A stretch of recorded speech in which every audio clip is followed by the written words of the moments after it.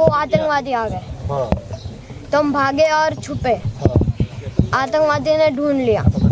हमें तो टोटल 2 ही दिखे थे। हाँ।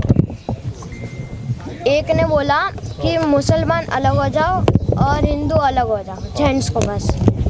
और हिंदू वाले जेंट्स को गोली मार दी गन से।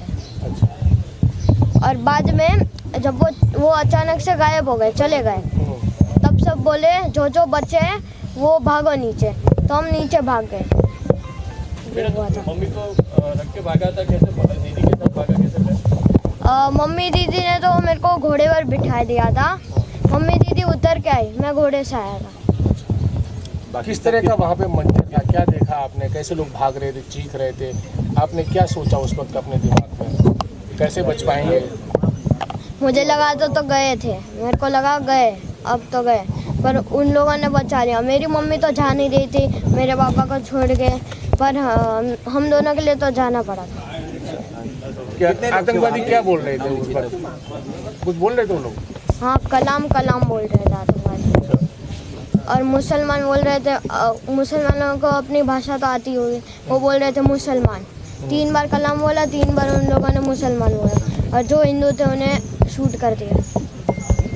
कितने लोग थे बेटा ऐसे, कोई बंदूक हाथ में थे, क्या दृश्य कैसे देखा? हमने तो 2 देखे थे, 2 बंदे थे। और आप लोग कितने थे तब वहाँ पे?